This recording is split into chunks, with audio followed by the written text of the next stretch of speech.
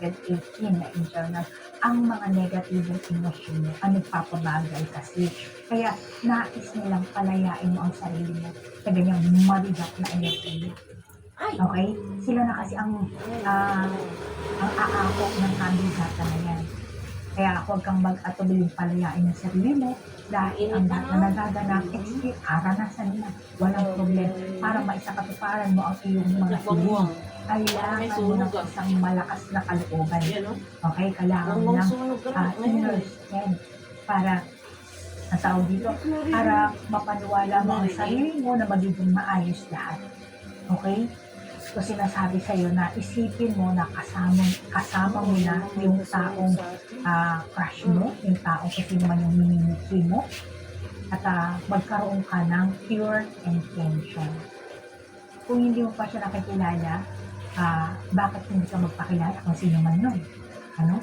Or makipagkilala ka, magpakilala ka, makipagkaibigan ka, o kausapin mo man lang, o yayain mo magkape, baka yung crush mo, co-worker mo pa, same building, paano man ang meron kayo, baka office mate mo, or office mate nga kayo, pero palagi siya nasa business trip, bihira lang kayo magkita.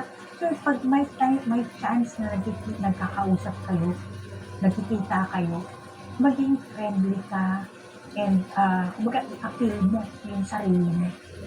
Kaya malamang na ikaw rin kasi Scorpio, nakakaramdam ka ng takot. Pero sinasabi sa'yo ng angel number 1 dahil naman.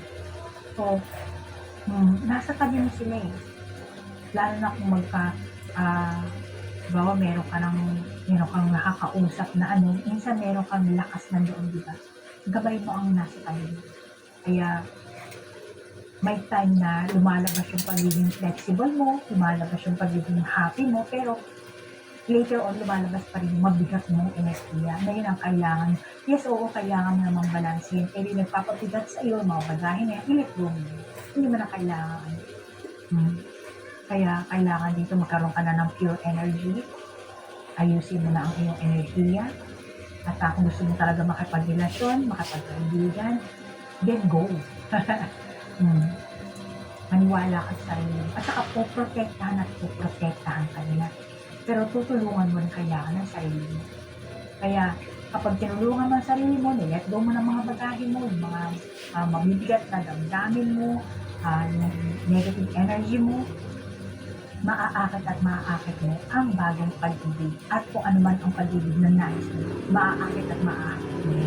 At saka meron ka dito shadow na talaga. Scorpio. Alam mo, kaya ka rin pinoprotektahan nito, merong sword, diba? So, kaya ka rin pinoprotektahan nito, hindi lahat sa inyo, no? Pero, kasi hindi naman ito personal reading. Alam mo, hindi ka rin makaka-resonate, pero malamang may iba sa inyo na merong monitoring spirit or familiar evil spirit na manggugulo sa inyo, or siguro nandun na, kaya ganito kabigat ang itsura mo. Okay, ganyan ang mga evil spirit.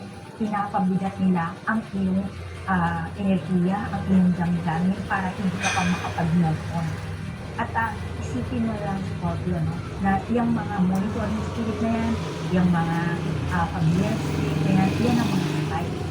Ngayon, mula pa yan siguro sa ancestor mo, yung iba sa inyo.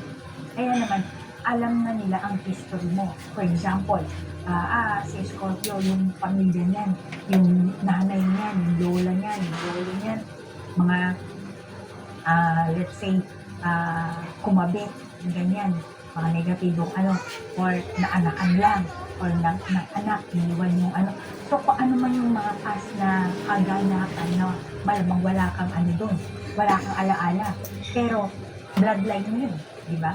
So, eto mga monitoring evil spirit na to, mga familiar evil spirit na to, alam nila yan.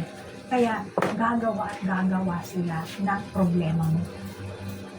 Parang hahanapin nila para karmahin ka, makaranas ka ng trauma. Ganun ang mga demonyo nga yung mga yan. Kaya, mas makakabuti talaga sa'yo mag-meditation ka and prayer, and then pag-aralin mo talaga ang mga meaning na angel number. At walang problema kung ikaw mismo ang gagawa. Okay? So, ganun kasi ang mga trabaho ng mga, for example, nabuntis ka, iniwanan ka ng karelasyon mo. Dahil sa yung magulang mo, gano'n kasi sila noon. Kaya parang hawa-hawa yung gano'n. Kilala namin na hiwalay ng asawa, nasa lahi namin na maging single parent. Hindi, hindi totoo yan. May sarili kang story at ikaw ang gagawa ng storya ng buhay mo. Kaya walang pakialam kung ang parents mo, ganun ang kanilang hinahak na buhay. May kakayahan kang gumawa ng sarili mong senaryo. Okay? So, ganun yun. Ang kaso nga lang, yung mga evil spirit na yan, monitoring spirit, mga familiar evil spirit, sila kasi yung gumagawa. Kaya hinahanapan kanila ng pattern at yun ang ilalagay nila sa yung pabigat. Kaya nakakaramdam ka ng negatibong damdamin, negatibong enerhiya. Kaya ganyan ang ginagawa nila.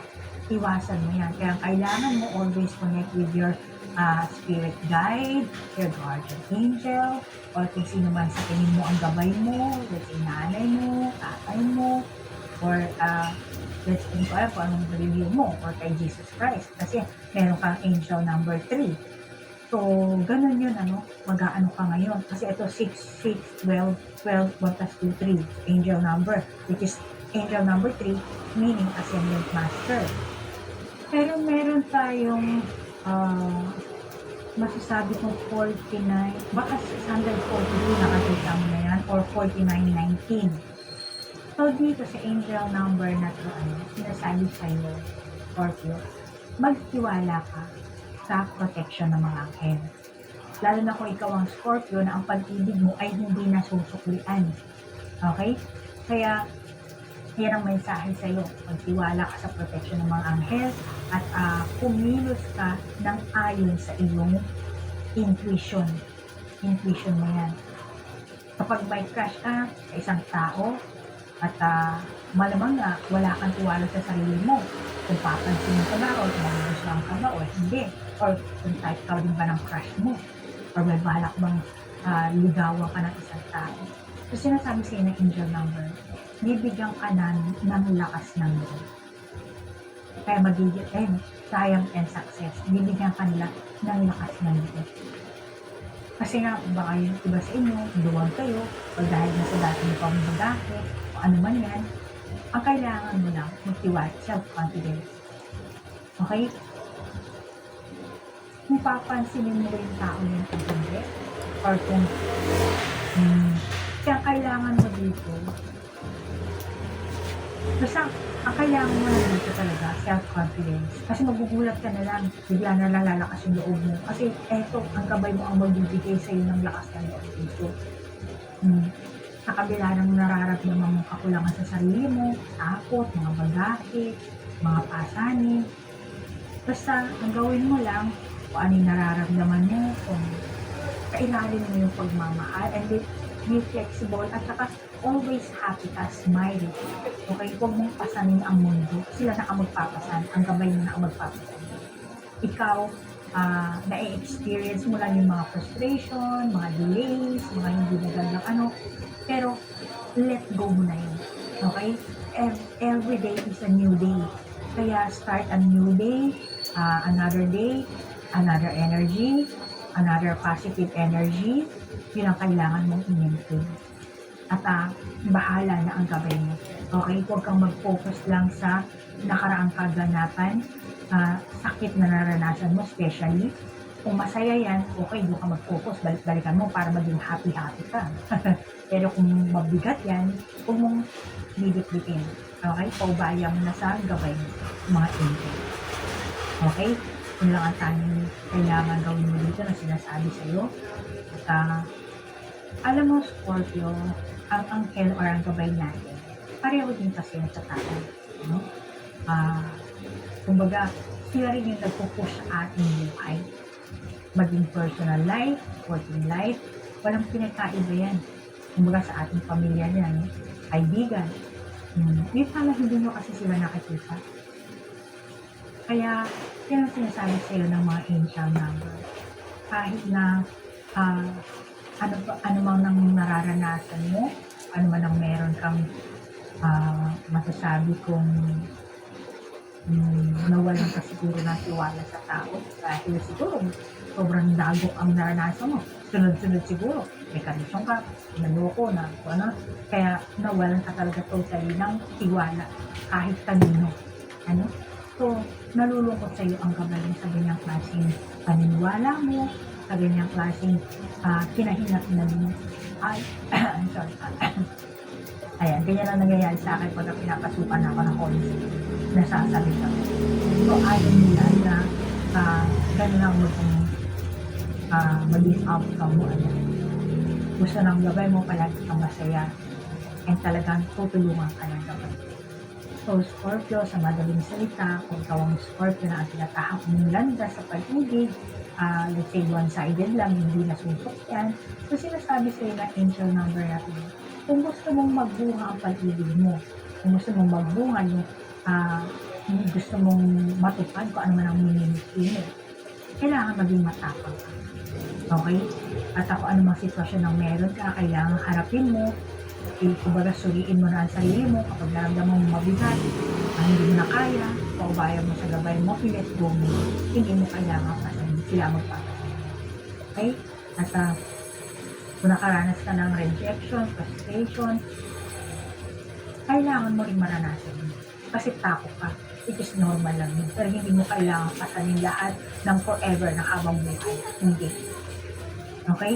Malamang na meron kang period of time na pwede mong kumbaga pasanin or iyak ka ng iyak, lukot mo. Pero pagtapos nun, i-let go mo na. Then, bibigyan ka nila ng bagong opportunity, kaya you have to grab it. So, yun ang sinasabi. Kaya yung negatibong emosyon mo, alisin mo na yan para gumanda ang daloy ng enerhiya mo. Okay? Hindi mo sila nakakita, pero sila kitang-kita ka nila. Monitor ka nila, tumitingnan ka nila. At kung ano yung kilos mo, kung ano mo, nalulungkot sila kung mabigat ang bagahe mo. Ang gusto nila pag makita, masaya ka. Okay? At kung ano man ang feeling mo, sila ang mag-aabot sa universe, sa langit, sa Panginoon. Sila ang messenger. Kaya naman, kung anong sasabihin ng langit na ayan si Scorpio, bigyan mo siya ng biyaya, bigyan mo siya ng gantimpala, bibigyan. Kaya matutupad ka naman ang nais mo. Ang isa lang ang gawin mo, alisin mo ang negatibong pag-iisip, negatibong emosyon, action, okay, pagaanin mo ang iyong enerhiya. Okay? So, Scorpio, hanggang dito na lang ang ating reading. Kung naka-resonate ka sa mga angel number, take it. Hindi naman, just leave it. At ang masasabi ko lang talaga, Scorpio, ang mga angel number kasi marami yan. Marami. Kaya, i-journal mo at balik-balikan mo para makilala mo rin. Kasi kailangan mo dito, Scorpio, self-reflection, self-discovery, self-discipline. Okay? And self-love. Siyempre, hindi nawawala yun.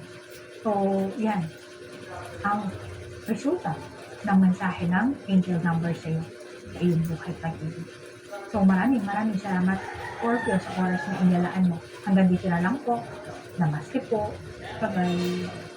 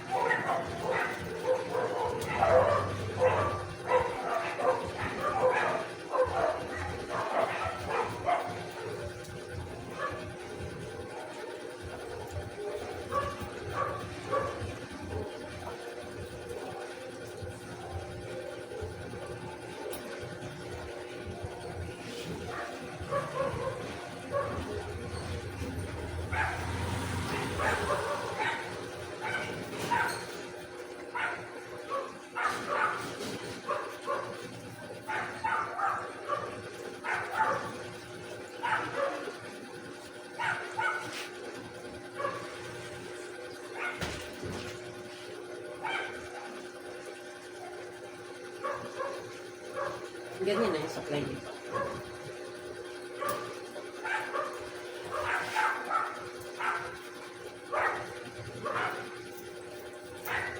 Fish ko lang.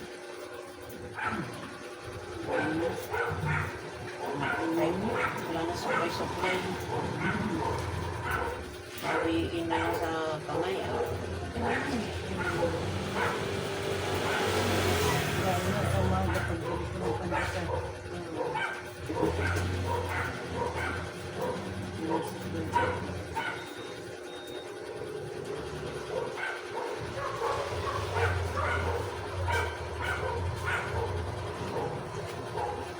Wako na.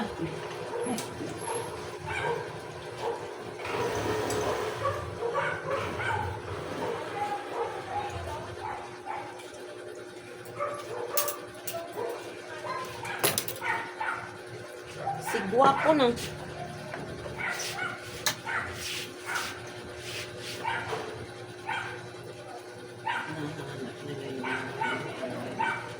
Ipiding kasi yan.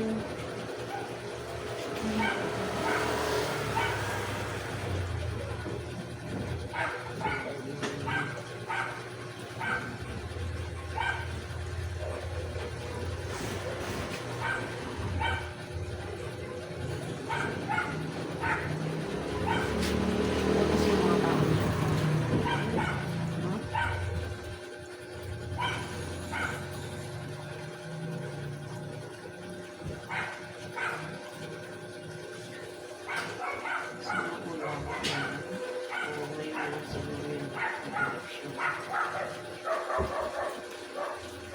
Buman daw si Mayor kanina. Oo, kanina. Ano ka? Ngiti-ngiti.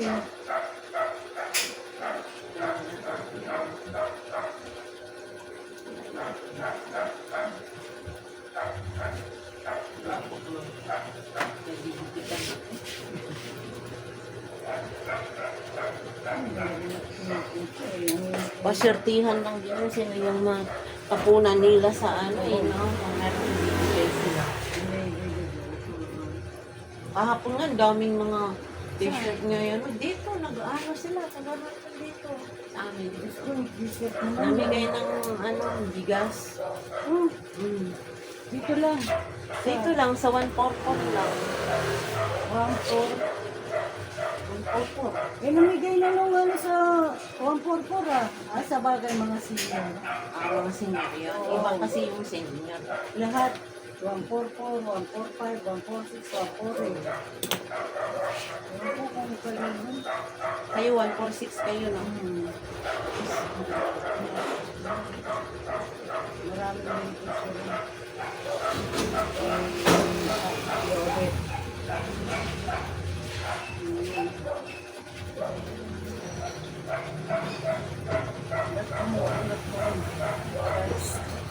May natural yung buhok ko.